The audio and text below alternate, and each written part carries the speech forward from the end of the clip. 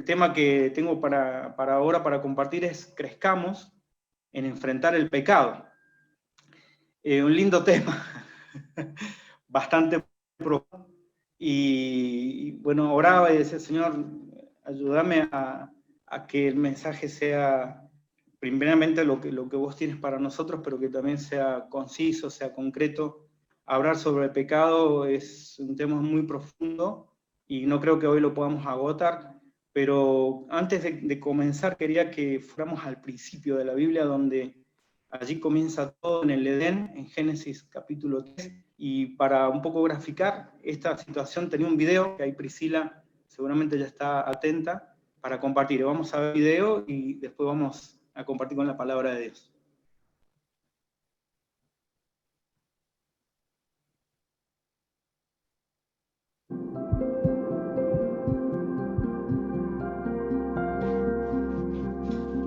Génesis 3 marca la transición del estado limpio de pecado en unión con Dios y caminar con su bendición, aprobación y placer a un estado donde hay pecado. Adán y Eva están distanciados de Dios. El Génesis 2 presenta esta hermosa imagen de un hombre y una mujer. Están en el huerto disfrutando de la intimidad con Dios, su creador. Están desnudos y no están avergonzados, pero todo cambia en Génesis 3.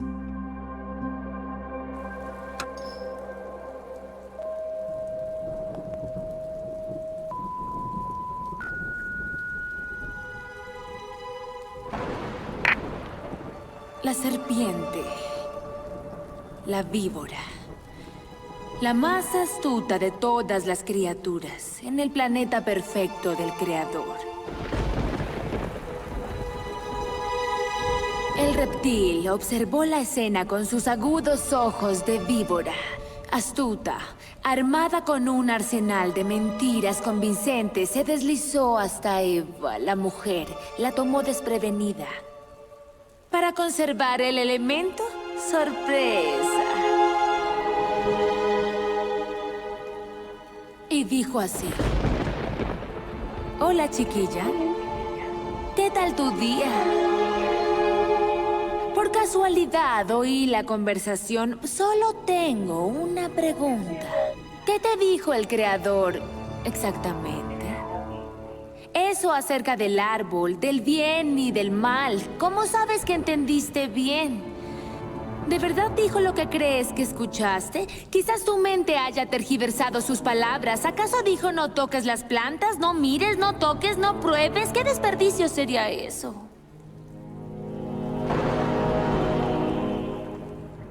Eva, la mujer, señaló el árbol que era un tabú. El árbol de la sabiduría, del bien y del mal. Ella le dijo a la serpiente que Dios lo había dejado bien en claro, que todo lo demás estaba a su disposición, cualquier otro árbol. Pero si probaban solo un poco de la fruta de este árbol en particular, ellos caerían absoluta e irremediablemente.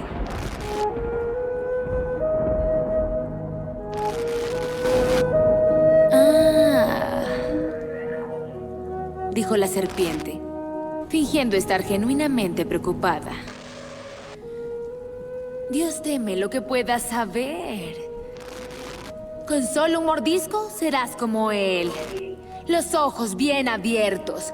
Conocerás la cumbre de la capacidad humana.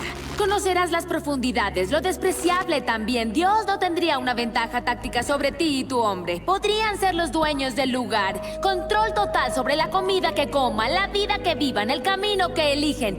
Con solo un pequeño mordisco, todo este mundo verde sería tuyo. Y eso significaría que ese Dios tuyo habría perdido.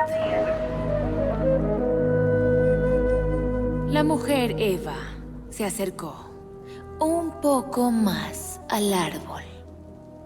Olió y rozó la fruta contra su mejilla.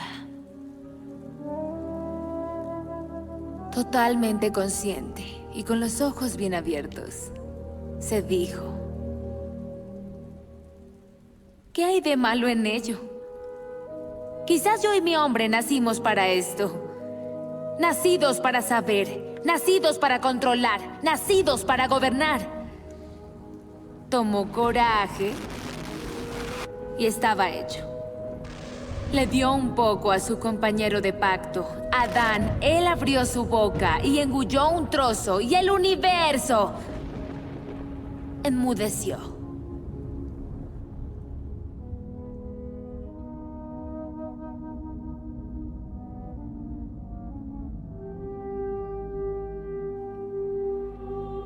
Era la parte fresca de la mañana, y Dios caminaba por la tierra que había creado, su ecosistema tan magníficamente creado, a punto de erosionarse, a punto de hacer implosión ante sus tristes y eternos ojos. Echó una última mirada y dio a la inocencia el beso de despedida.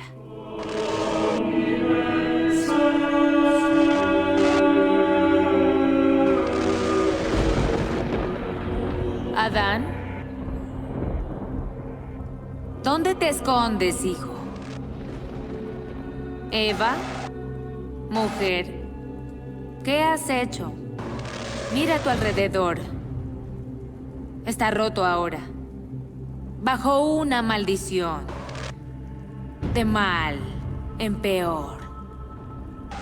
Ahora sus ojos son sabios y nítidos. Ahora conocen la vergüenza, ahora conocen el miedo, ahora saben que están desnudos, ahora corren a cubrirse.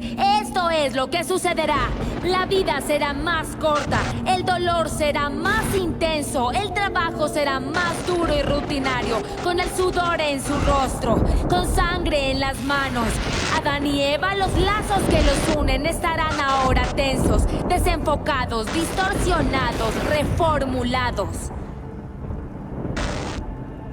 En cuanto a ti, reptil, víbora, Adán aplastará tu cabeza, atacarás y morderás sus talones, sentirás el peso de las consecuencias de lo que has hecho por siglos.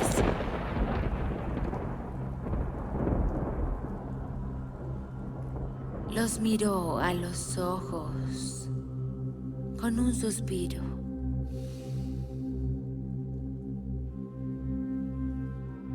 Ahora está roto, dijo.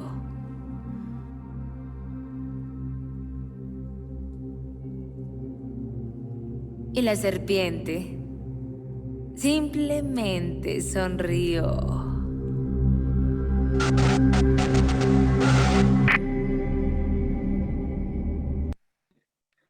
Pensaba que si queremos crecer en enfrentar el pecado, primero debemos dimensionar lo que es el pecado, y este video un poco nos lleva a representar gráficamente lo que el pecado produjo. Y algo que me llama la atención es que en Génesis capítulo 3 no se menciona o no aparece la palabra pecado, pero sí podemos ver la dimensión del pecado y sí podemos ver las consecuencias del pecado.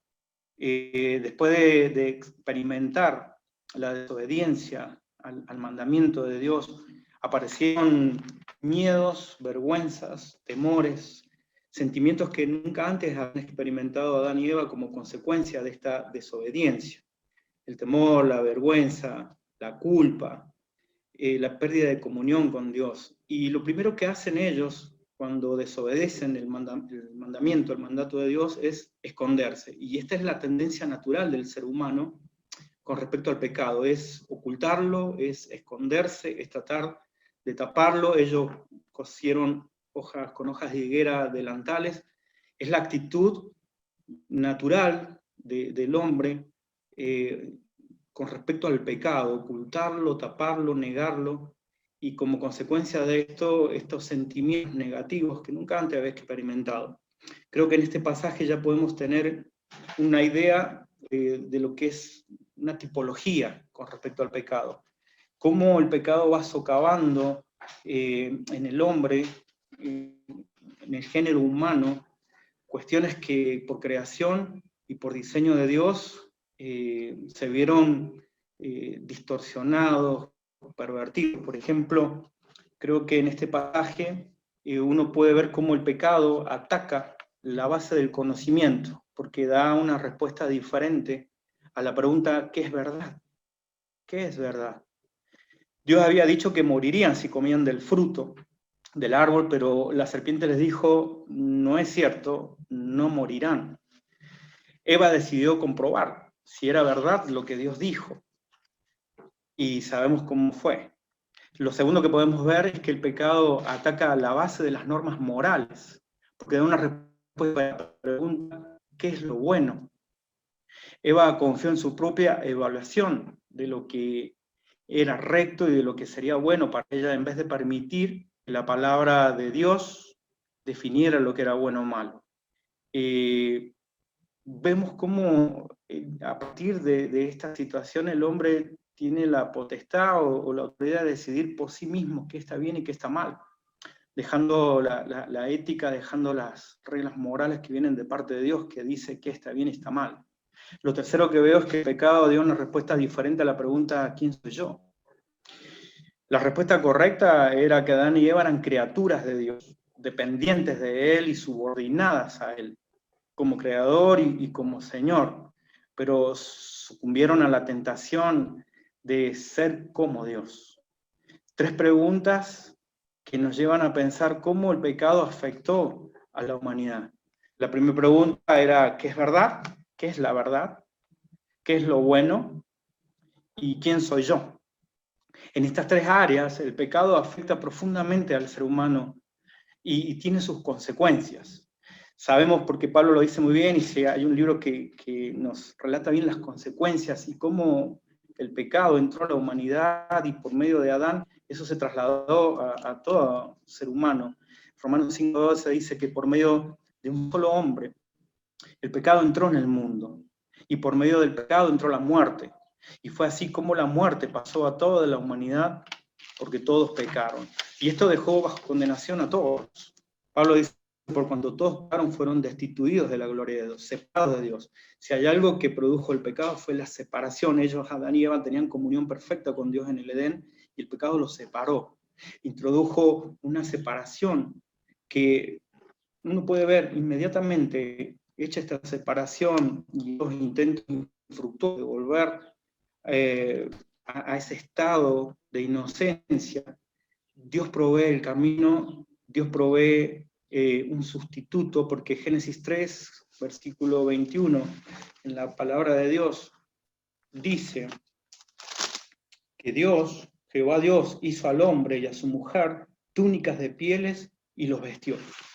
Y es que inmediatamente aparece el pecado, también podemos ver la provisión de Dios, la gracia de Dios que provee un sustituto, ese sustituto inocente que a través del derramamiento de su sangre va a proveer el camino para volver a resolver este problema de la separación. Si Adán y Eva volvían a tener comunión con Dios, era a través del derramamiento de sangre. Dios les va a enseñar que sin derramamiento de sangre no hay perdón de pecados.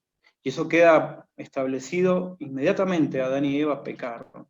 Pero cuando uno va a Génesis 4, vemos que ahí aparece mencionada por primera vez la palabra pecado. Y en Génesis capítulo 4, el centro de la historia es Caín. Ya no son Adán y Eva, sino Caín y su hermano Abel. En Caín podemos ver también las consecuencias del pecado. En Génesis 3 vemos cómo el hombre peca contra Dios, pero en Génesis capítulo 4 vamos a ver que también ese pecado produce la tensión, produce la discordia, produce la muerte de un hombre a manos de otro hombre.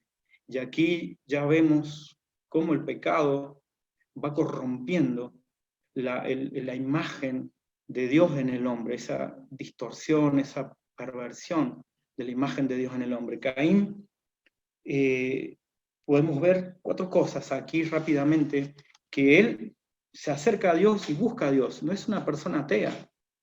Caín, tanto como Abel, se presentaron delante de Dios con una ofrenda. Abel trajo de las ovejas, trajo de los animales una ofrenda para Dios, y Caín trajo del fruto de la tierra algo para Dios.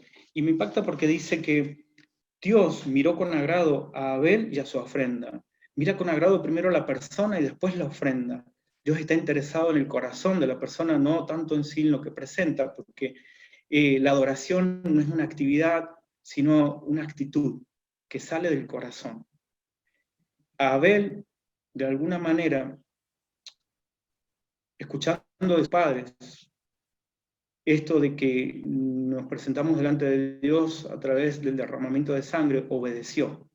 Y sabemos por el libro de Hebreos que Abel, por la fe, ofreció más excelente sacrificio, porque la fe viene por el oír y el oír por la palabra de Dios. Él escuchó de su padre y por fe se presentó delante de Dios con lo que Dios le mandaba y pedía. Caín trajo lo que a él más bien le parecía, a través lo mejor de su trabajo, lo mejor de su labor, pero dice la palabra de Dios que Dios no miró con agrado a Caín y la ofrenda suya. Entonces Caín se ensañó en gran manera y decayó su semblante. Vemos que como adorador, Caín trae ofrenda de la tierra, sin derramamiento de sangre. Judas 1:11 habla del camino de Caín. El camino de Caín es un estilo de vida, es una forma de proceder, que es la senda de la religión sin sangre, basada en buenas obras religiosas y en una justicia propia. Podemos ver esta característica también en los fariseos. Es la característica del religioso, aquel que se acerca a Dios, que busca a Dios, que cree que hay un Dios, pero que se acerca a su manera. También vemos que esto produjo algo en el corazón de Caín, que Dios, tal vez en la primera sesión de consejería que podamos encontrar en la palabra de Dios, Dios tiene una charla con Caín. Versículo 6 del capítulo 4 dice, Jehová dijo a Caín, ¿por qué te has ensañado y por qué ha decaído tu semblante? Me encanta porque en Génesis podemos ver varias preguntas. La primera pregunta que Dios le hace al hombre es, ¿dónde estás tú? Pero acá le está preguntando a Caín, ¿por qué te has ensañado y por qué has decaído tu semblante? Y pienso siempre que cuando Dios pregunta no es porque no sabe, sino porque de alguna manera nos hace pensar a nosotros a través de sus preguntas, porque somos nosotros los que no sabemos.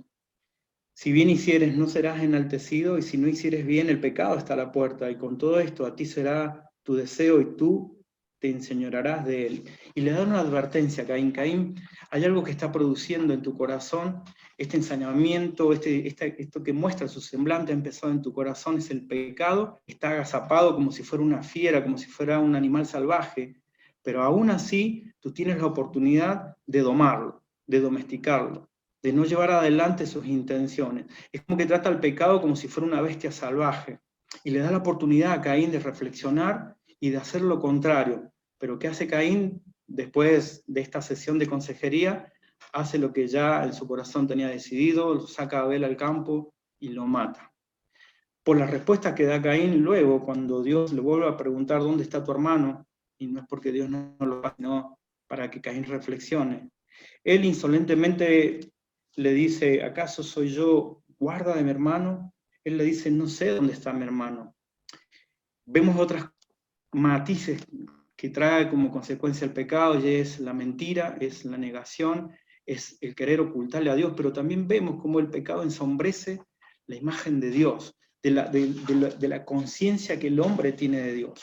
Si hay algo que hace el pecado en el hombre, es la pérdida de la conciencia de quién es Dios. Dimensionar el pecado para crecer, para enfrentar el pecado, como decía Henry en el mensaje pesado, tendrá que ver primeramente con el conocimiento de Dios. Mientras yo más conozco a Dios, más dimensiono lo que es el pecado y lo que eso produce en mi vida y como ofensa a Dios. Caín creo que no tenía un conocimiento pleno de quién es Dios, de la omnipotencia, de la omnipresencia, de la omnisapiencia de Dios.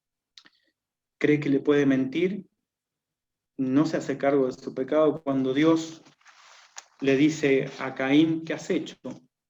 La voz de la sangre de tu hermano clama a mí desde la tierra, y trae juicio sobre la vida de Caín. Lo que vemos que hace Caín no es lamentarse por el pecado, por lo que hizo. Lo que vemos que hace Caín es que se lamenta por las consecuencias, por lo que le va a pasar. Y esto también es una característica de cuando uno cae en religiosidad, cuando uno está actuando religiosamente. No dimensionamos el pecado, no dimensionamos lo que hacemos, sino que nos lamentamos de las consecuencias de lo que hemos hecho. Este es Caín, que por juicio de Dios va a ser errante, va a quedar lejos de la presencia de Dios, errando, siendo un personaje que debería haber andado por la tierra, pero que se va a establecer en contra de la voluntad de Dios, va a fundar una ciudad, va a construir Nod, que significa errante, pero es una ciudad donde de ahí surge la civilización.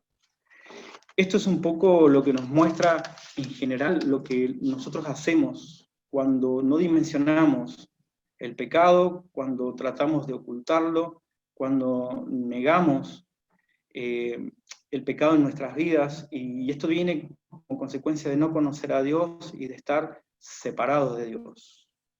Jesucristo dijo que el Espíritu Santo convencería de pecado, de justicia y de juicio. Es una obra de Dios convencer al hombre de pecado.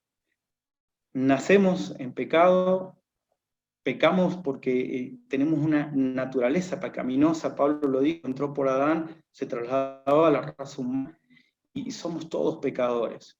Pero desde el comienzo de Génesis vemos la provisión, la gracia de Dios proveyendo un sustituto, que en todos estos animalitos, en todas estas ofrendas, estos sacrificios simbolizaban la muerte del Cordero Perfecto, que es Jesucristo. Hoy nosotros, por gracia de Dios, tenemos una dimensión diferente tal vez a los personajes del Antiguo Testamento, por estar en Cristo Jesús, por tener el mensaje del Evangelio, por conocer acerca de la cruz y de lo que sucedió en la cruz de Cristo. Tanto más responsabilidad tenemos con respecto al pecado, para no dejarnos vencer, para confesar, para arrepentirnos, para recibir por la fe el perdón de nuestros pecados. Así como en Caín podemos ver la negación del pecado, el autoengaño, la dimensión y las consecuencias del pecado, vemos en otro hombre, que es el rey David. Y si usted me acompaña ahí al Salmo capítulo 51, ¿cuál es el camino y cuál es la provisión de Dios para enfrentar el pecado? Si queremos crecer en enfrentar el pecado, deberemos entender muy bien cómo en la vida de David esto fue posible. En el Salmo 51, y está muy conectado al Salmo 32, todos conocemos la historia en 2 de Samuel, capítulo 11 y 12, nos relata la palabra de Dios que el rey David codició una mujer, adulteró con ella, es Betsabé, ella queda embarazada y para ocultar, mire cómo sale ahí inmediatamente, esto que en todos nosotros está presente, es tratar de ocultar el pecado. Cuando queda embarazada, hace mandar a traer a su esposo que estaba en el frente de batalla. Como no logra que él pase la noche con su esposa, lo manda a matar. No solamente adultera, sino que también comete un homicidio, un asesinato, a la misma forma de Caín. Pero hay una gran diferencia entre Caín y el rey David, y es el corazón. Pasa un año, es lo que más o menos dicen los comentaristas, en que el profeta Natán, enviado por Dios, lo va a confrontar al rey David, ahí en 2 de Samuel, en el capítulo 11. Un pasaje muy interesante, porque el profeta Natán le va a relatar a David una historia.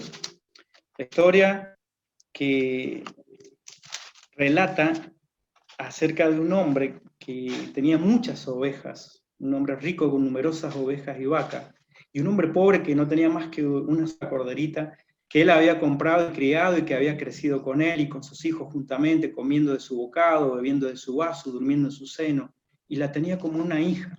Y vino uno de camino al hombre rico, y este no quiso tomar de sus ovejas y de sus vacas para guisar por el caminante que había venido a él, sino que tomó la oveja de aquel hombre pobre, pagó para aquel que había venido a él, y entonces, dice la palabra de Dios, encendió el furor de David en gran manera contra aquel hombre, y dijo a Natán, vive Jehová, que el que tal hizo es digno de muerte, y debe pagar la cordera con 4 tantos, porque hizo tal cosa y no tuvo misericordia. ¿Sabe lo que está haciendo el rey David aquí? Está citando la palabra de Dios. En Éxodo capítulo 22, versículo 1, que hablan de las leyes sobre la restitución. Decía que cuando una persona tomaba la oveja de otra persona, debía restituirlo con 4 más. David está citando la palabra de Dios para juzgar a otra persona y no se está dando cuenta que esa persona es él, que Natán está hablando de él. Y esta también es una de las reacciones que tenemos cuando nos autoengañamos. Somos más fáciles para ver la paja en el ojo ajeno que la viga que tenemos en el ojo. Es más fácil juzgar el pecado en los demás que en nosotros mismos. Esto lo hizo el rey David. Pero cuando Natán lo confronta, le dice, tú eres aquel hombre. Así ha dicho Jehová, Dios de Israel. Yo te ungí por rey sobre Israel y te libré de la mano de Saúl y te di la casa de tu señor y las mujeres de tu señor en tu seno. Además te di la casa de Israel y de Judá, y si esto fuera poco te habría añadido mucho más. ¿Por qué pues tuviste en poco la palabra de Jehová haciendo lo malo delante de sus ojos? Fíjese la confrontación. La confrontación de parte del profeta Natán es que David tuvo en poco la palabra de Dios. Primera de Juan, en el Evangelio, en las cartas del apóstol Juan, en la primera carta, menciona que el pecado es transgresión de la ley. Es transgresión, es transgredir la palabra de Dios. Y lo que había hecho David, de parte, confrontado por el profeta Natán, de parte de Dios, es que tuvo en poco la palabra de Dios. Y viene el juicio.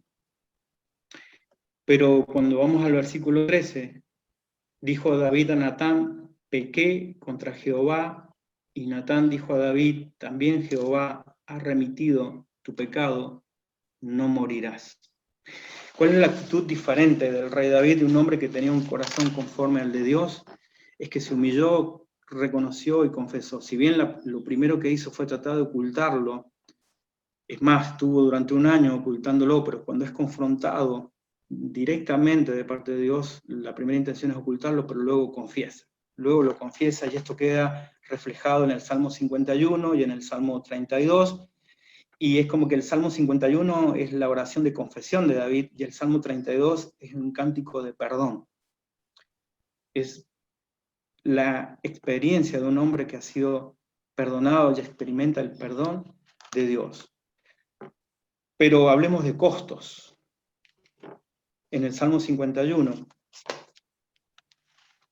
David comienza diciendo, ten piedad de mí, oh Dios, conforme a tu misericordia, conforme a la multitud de tus piedades, borra mis rebeliones, lávame más y más de mi maldad y límpiame de mi pecado. Es que el tiempo del placer que brinda el pecado es efímero, comparado con el precio que se paga como consecuencia del pecado. En el Salmo 32, David va a mencionar y va a relatar el pago que él hizo con su cuerpo, con su mente y con su espíritu como consecuencia de estos pecados. Él llegó a enfermarse. Dice, mientras callé, mis huesos se envejecieron en mi gemir todo el día. Es que el pecado enferma, el pecado no solamente afecta nuestra vida espiritual, sino que también nuestra vida física y emocional. Pecado no confesado trae sus consecuencias. Él sintió la enfermedad física, el tormento, tuvo un costo espiritual porque perdió la pureza de su corazón. El corazón de David no solamente estaba contaminado, sino que también se había endurecido. Cuando albergaba el pecado, se endurece el corazón. Los ojos de David quedaron afectados. En el versículo 3, lo único que él veía eran sus pecados. La conciencia sucia hace que estemos a la defensiva, preguntándonos cuántos sabrán los demás. Y a veces eso también nos aleja de la comunión con los hermanos. Cuando uno está practicando el pecado, cuando uno está en pecado sin confesar, también la conciencia nos acusa, y esto hace que muchas veces dejemos de congregarnos. Esto hace que también tratemos de evitar las relaciones con los demás, porque pareciera que todos supieran algo o se dieran cuenta, o por las dudas antes que se den cuenta, prefiero evitar el contacto. Eso corta la comunión no solamente con Dios, sino también con los hermanos. El pecado también afectó sus oídos, en el versículo 8, porque ya perdió el sonido del gozo y la alegría. Los labios de David se afectaron, porque ya no podían testificar ni siquiera cantar las alabanzas a Dios. Nada puede cerrar nuestra boca como el pecado sin confesar. Su mente había quedado afectada porque suplicaba sabiduría. Hace años atrás, cuando todavía ejercía la profesión, se acercó una persona al consultorio y comenzó a relatar sus penurias y su vida. Era una persona mayor que estaba con depresión, hacía 3 años que estaba con tratamiento psiquiátrico, pero no veía mejoría. Él había tenido que cerrar su negocio y estaba encerrado en su habitación, a oscuras, no tenía ganas de vivir. Era una persona que hacía muchos años que iba a la iglesia desde chico, y habían empezado temores, tenía ataques de pánico. Entonces yo le pregunté si él se moría, ¿dónde iba a pasar la eternidad? Y él dudaba de su salvación. Pero mientras yo lo escuchaba atentamente, algo dentro mío me decía, y se me venía el proverbio, con misericordia y verdad se corrige el pecado. Y tenía presente ese proverbio, y yo lo escuché durante mucho tiempo. Y cuando él dejó de hablar, simplemente le dije esto: mire, tengo esta palabra, con misericordia y verdad se corrige el pecado. Cuando dije esto, esta persona irrumpió en llanto y dijo: voy a decir algo que hace 20 años hice y nunca lo conté. Y confesó un pecado. ¿Sabe qué? Él estaba buscando la solución en el lugar donde no lo iba a encontrar. El pecado no es terapizable, el pecado no se trata con medicamentos. La solución para el pecado, la cura para el pecado es la confesión. Cuando él confesó el pecado, que fue el inicio,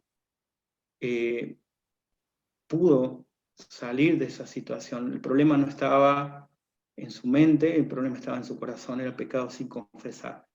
Por eso quería compartirte esto tan importante. A veces buscamos soluciones, y hoy ya de moda la psicología, y a veces caemos en la trampa de acudir al psicólogo o al psiquiatra cuando el tratamiento es la confesión, cuando es estar en la verdad. Jesucristo dijo: conoceréis la verdad y la verdad os hará libres. No hay atajos para esto. Si queremos crecer en enfrentar el pecado, debemos asumir las consecuencias, debemos confesar y debemos estar en luz, practicando la verdad. Hay otro costo, que es el costo de confesar. ¿Por qué no confesamos el pecado? Mire, el yo, nuestro yo, que es el que debe estar crucificado juntamente con Cristo, persiste en nosotros y busca siempre quedar bien parado. Si hay algo que nos cuesta, es mostrarnos tal cual somos para que los demás nos reconozcan y nos vean como somos. Hay una tendencia en nosotros en mostrarnos de alguna manera que podamos ser aceptados por todos los demás. Eso nos lleva muchas veces a vivir una vida de hipocresía, a vivir una vida en donde los demás no tengan nada que decir de mí, o en donde los demás tengan un concepto de mí, pero que no es la realidad. Y esto hace que muchas veces ocultemos nuestros pecados. A veces por miedo a perder el ministerio, a veces por miedo a ser señalado, a veces por vergüenza, pero todas estas son defensas del yo. Es lo que le pasó a Adán, lo que pasó a Eva, lo que pasó con Caín, es lo primero que le pasó al rey David cuando intentó ocultarlo, pero no hay otro camino, no hay otra solución que la confesión, que el quedar expuestos, que los demás vean lo que realmente somos, porque Dios lo ve primeramente. Delante de Dios estamos desnudos, no hay nada que ocultarle a Él. Aún en el vientre de nuestra madre, Él ya nos conoció, nos vio, nos formó. A Él no podemos asombrarlo con nada de lo que hagamos, ni de lo que vayamos a hacer, porque Él ya conoce todo de nuestra vida. Por eso es un autoengaño creer que podemos caminar en esta vida zafando, ocultando como lo hizo Caín. Ese no es el camino. Hay un costo de confesar el pecado, y es que la verdadera confesión incluye el arrepentimiento, un sincero cambio de modo de pensar. Cuando Natán enfrentó los pecados del rey David, el corazón de David le reprendió y se arrepintió. Él reconoció su pecado, y es por eso que conocemos y sabemos hoy de esto que hizo el rey David. Es tremendo lo que él hizo, y si lo sabemos porque él fue transparente, lo confesó. Él no se guardó nada en esa confesión, y hubo un verdadero quebrantamiento y arrepentimiento. Y hay una diferencia entre admitir los pecados y confesar los pecados. Según Juan 1:9, confesar allí es decir lo mismo que Dios dice. Y si decimos respecto a nuestro pecado lo mismo que Dios dice respecto a ellos, y en realidad lo queremos decir, estamos confesando pecados. La verdadera confesión cuesta algo. Un espíritu quebrantado y un corazón contrito. Y esto significa que estamos tan quebrantados por nuestros pecados que no podemos ocultarle nada a Dios. Nada. El Salmo 32:5 dice, mi pecado te declaré. David confesó, fue confrontado por Natán, pero luego en privado permitió que el Espíritu Santo le descubriera sus pecados uno por uno. No fue una confesión general, sino que mencionó cada uno de sus pecados. Hay una lista de palabras allí que brotan del corazón de David y está enumerando cada uno de sus pecados. Alguien dijo, mientras menos misericordia tengamos de nosotros mismos, más misericordia tendrá Dios de nosotros. Y es que el yo hay que quebrantarlo. Este yo necesita ser desmenuzado, quebrantado, humillado, clavado en esa cruz, si queremos andar en luz y en verdad, y tener comunión plena con Dios, y ser instrumentos útiles en sus manos. Pablo dijo, si nos examinásemos a nosotros mismos, no seríamos juzgados. Dios no nos perdona porque lo lamentamos ni porque oramos. Nos perdona cuando confesamos nuestros pecados, debido a que Él es fiel y justo. Fiel a su promesa y justo en cuanto a la cruz. Dios no nos ha hecho pagar pecados que Cristo, no nos hará pagar pecados que Cristo ya ha pagado en la cruz. Esto me lleva a pensar en el costo de la limpieza del pecado. Hay un costo como consecuencia del pecado y un costo en la confesión del pecado, pero también hay un costo de la limpieza de nuestros pecados. Y es que las buenas obras no pueden limpiar el pecado. Ni siquiera ni la religión, ni nuestros actos religiosos, ni los sacrificios, sino solamente la sangre de Jesucristo puede limpiar nuestros pecados. Primera de Juan 1:7 dice que si andamos en luz, como Él está en luz, tenemos comunión unos con otros. Y la sangre de Jesucristo, su Hijo, nos limpia de todo pecado. Recibimos perdón debido a lo que Él ha hecho, no debido a nuestras oraciones ni nuestras lágrimas, sino por la obra de la cruz. Isaías capítulo 43 dice, yo soy el que borra tus rebeliones por amor de mí mismo y no me acordaré de tus pecados. Pero ¿sabe qué? Si hay una expresión plena de la obra de la cruz, todo lo conocemos, está en el libro de Isaías, en el capítulo 53, hablando Isaías acerca de la obra de la cruz. Dice, mas él herido fue por nuestras rebeliones, molido por nuestros pecados. El castigo de nuestra paz fue sobre él, y por su llaga fuimos nosotros curados. Todos nosotros nos descarriamos como ovejas, cada cual se apartó por su camino, mas Jehová cargó en él el pecado de todos nosotros. Angustiado él y afligido, no abrió su boca. Como cordero fue llevado al matadero, y como oveja delante de su trasquilador, enmudeció y no abrió su boca. Por cárcel y por juicio fue quitado, y su generación, ¿quién la contará? Porque fue cortado de la tierra de los vivientes, y por la rebelión de mi pueblo fue herido. Se dispuso con los impíos su sepultura, mas con los ricos fue en su muerte. Aunque nunca hizo maldad, ni hubo engaño en su boca. Con todo eso Jehová quiso quebrantarlo, sujetándole a padecimiento. Cuando haya puesto su vida en expiación por el pecado, verá linaje, vivirá por largos días, y la voluntad de Jehová será en su mano prosperada. Verá el fruto de la aflicción de su alma y quedará satisfecho. Por su conocimiento justificará a mi siervo justo a muchos, y llevará las iniquidades de ellos. Por tanto yo le daré parte con los grandes, y con los fuertes repartirá despojos, por cuanto derramó su vida hasta la muerte, y fue contado con los pecadores, habiendo él llevado el pecado de muchos, y orado por los transgresores. En la Biblia, en los 1189 capítulos que tiene la palabra de Dios, solamente 4 capítulos no hablan del pecado o están en relación al pecado. Son los primeros 2 y los últimos 2 capítulos de la Biblia. Todo lo demás está en relación directa o indirectamente con el pecado. El pecado es algo muy serio para Dios, y eso tuvo un costo para Dios mismo. Y es que en la cruz ocupó nuestro lugar. Él derramó su sangre como precio por nuestros pecados. Sin derramamiento de sangre no hay perdón de pecados.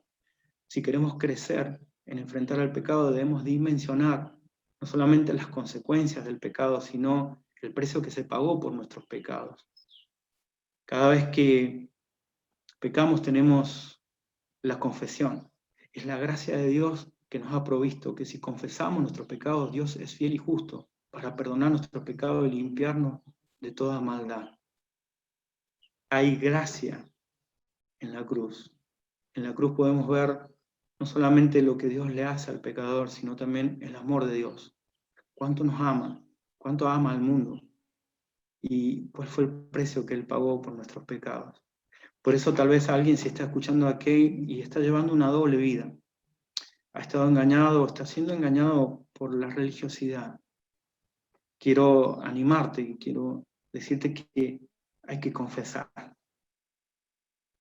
Hay que pararse frente a la cruz, confesar, nombrar nuestros pecados uno por uno en un real arrepentimiento. Hay confesión, pero debe haber arrepentimiento. Es un cambio de mente, un cambio en la manera de pensar. Llevar y entender que esto es una ofensa al carácter de Dios, pero que también es una ofensa y rompe las relaciones con aquellos que nos rodean. Somos un cuerpo unido espiritualmente y el pecado afecta también nuestras relaciones. Tal vez estás padeciendo las consecuencias del pecado y estás en la hora de confesar, de tener que pararte frente a la cruz y confesar y decir como David, yo he pecado. Ten piedad de mí, oh Dios, borra mis rebeliones y recibir el perdón de Dios. Tal vez estás escuchando y nunca has pedido perdón por tus pecados y has recibido a Jesucristo como tu Salvador y tu Señor en tu corazón y que en esta tarde lo puedas hacer. Cuando uno ha experimentado el perdón de Dios, puede experimentar la paz que viene de Dios. Esa paz que sobrepasa todo entendimiento, que llena nuestros corazones y nuestras almas. No hay pecado que la gracia de Dios no pueda perdonar. Y donde abundó el pecado, sobreabundó la gracia de Dios. Que Dios te bendiga.